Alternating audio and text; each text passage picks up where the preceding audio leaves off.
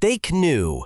The most expensive luxury penthouse tower in Dubai was cracking while the concrete was still wet. And they sold $2.9 billion in real estate anyway.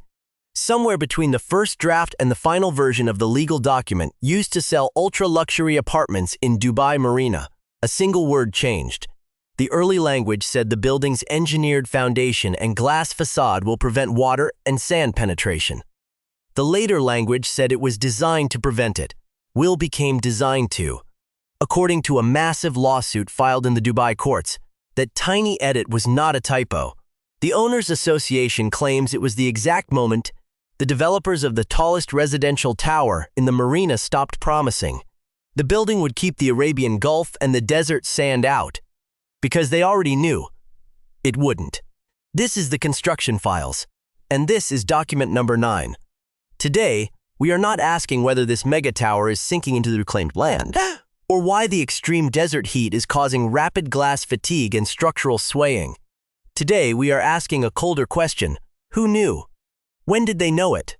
And what did they do with that knowledge while billions of dollars in off-plan apartments went out the door to global investors? The new allegation is outright fraud. The board claims the developers knew about widespread cracking, shifting sand foundations, and severe heat expansion defects during the construction process and concealed it from buyers and municipal inspectors. Let's put a number on it, because this channel runs on data, not adjectives. The lawsuit identifies exactly 1,893 structural and structural facade defects. The residents allege the city was given a sanitized inspection report, while the real defect count sat hidden in a corporate file. The developers deny wrongdoing, but the paper trail tells a terrifying story of greed, heat, and structural failure. To understand how a disaster of this scale gets covered up, you have to rewind to the early days of the project. We are looking at a radical engineering decision that defied the harsh realities of the Middle Eastern environment. The design called for a hyper-slender, 90-story glass and concrete monolith standing on a highly restrictive plot in Dubai Marina, boasting a structural height-to-width ratio of 15:1. But in Dubai, you aren't building on bedrock. You are building on reclaimed land, a mix of marine silt and compressed sand. To anchor a tower this top-heavy, engineers had to push a massive friction pile foundation deep into the shifting water table. Here is the engineering decision where the structural integrity began to unspool. The developers opted for an exposed, structural white concrete grid that doubled as the tower's external skeleton. This meant the concrete wasn't just holding the building up. It was the primary shield against ambient summer temperatures that regularly breach 50 degrees Celsius. In the Arabian Gulf, extreme thermal cycles present a brutal physics problem. During the day, intense solar radiation causes the external concrete and expansive glass panels to swell.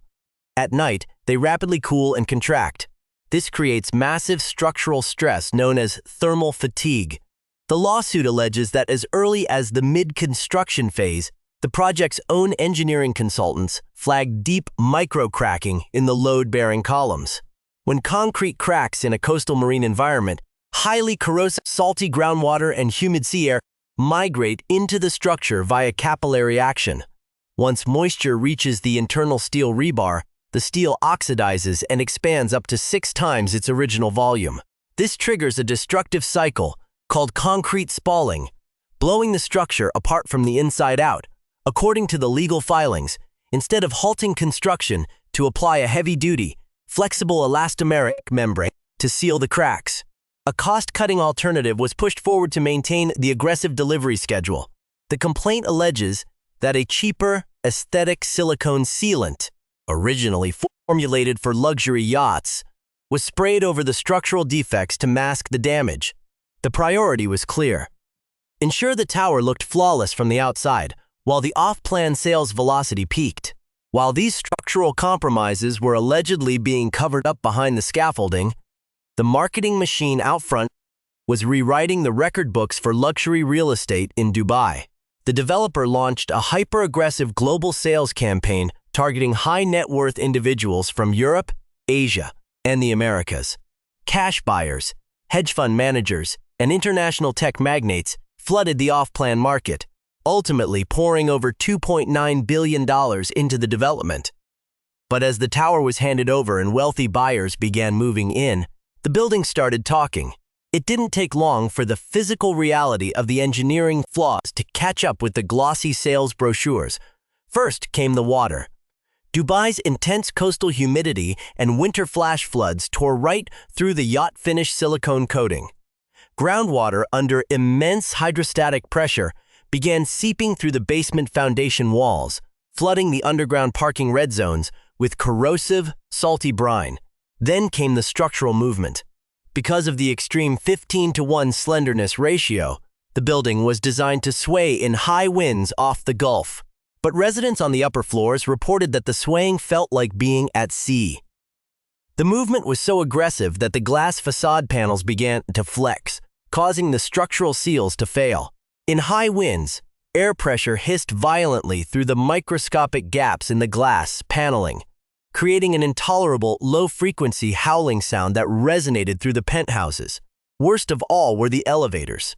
In a hyper-tall residential tower, high-speed elevators are not a luxury feature.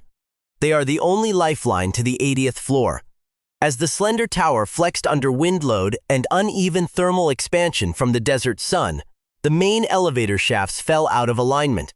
Emergency braking systems automatically triggered, trapping international executives and high-profile residents inside stalled cabs for hours in the sweltering shafts. The building was functionally falling apart while its elite owners were trying to live in it, turning their 100 million dirham trophy assets into high-altitude traps. The financial and personal fallout inside the tower has triggered an absolute crisis for its ultra-wealthy residents. We aren't just talking about a few unhappy tenants.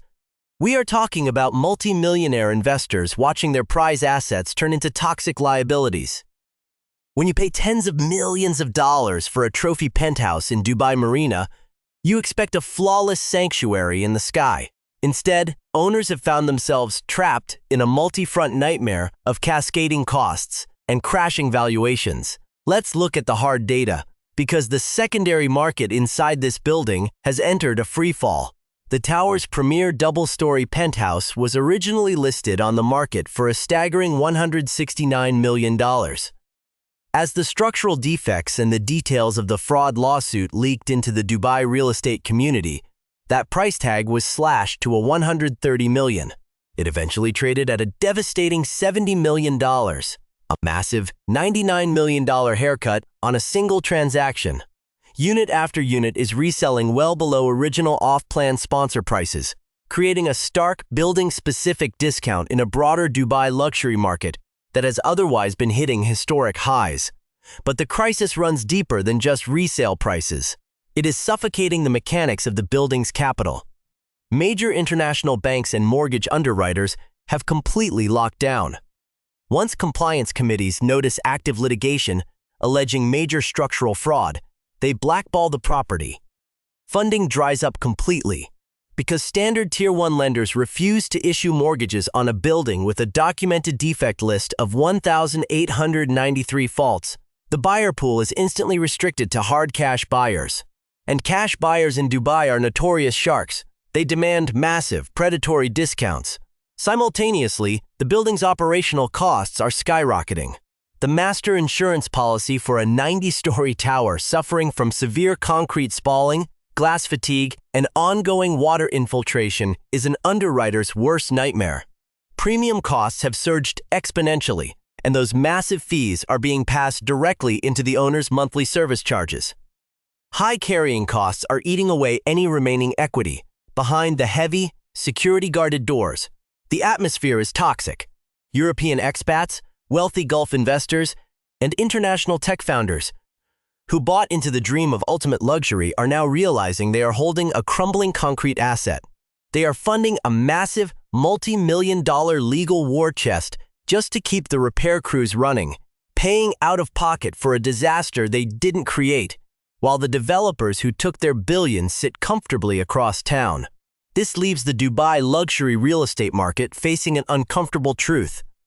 The Owners Association is moving forward with a historic, multi-million-dollar lawsuit, legally obligated to protect the unit owners. They have effectively unlimited litigation budgets, top-tier engineering experts, and a devastating paper trail. If the wealthiest buyers on Earth cannot protect themselves from structural deception, what chance does a regular investor have? Step back from the legal machinery and look at the established facts. The tallest residential tower of its generation in the marina. $2.9 billion in sales. A hidden survey tracking 1,893 structural defects. A premier penthouse that lost nearly $100 million in value before it could sell. And a single, quiet edit in an off-plan contract, changing will to design to, that a court is now being asked to read as a confession. The buildings in these files always tell the truth eventually. Concrete cannot lie. Corrosive groundwater always finds the crack. And the desert heat will always expose structural shortcuts. The paper trail has kept a permanent record of the exact moment the promises changed. The only question this tower leaves us with is the one the courts must now answer. Not whether the engineering failed its owners, but whether it was always going to. And who knew? If you were analyzing this case, does one changed word in an offering plan prove intent? Or is that just corporate lawyers protecting a developer? And if a multimillionaire cannot buy security in Dubai's most elite zip codes, is any off-plan investment truly safe? Let me know in the comments. I read every single one, and the sharpest take gets pinned. This has been the Construction Files, document number 9. The file stays open.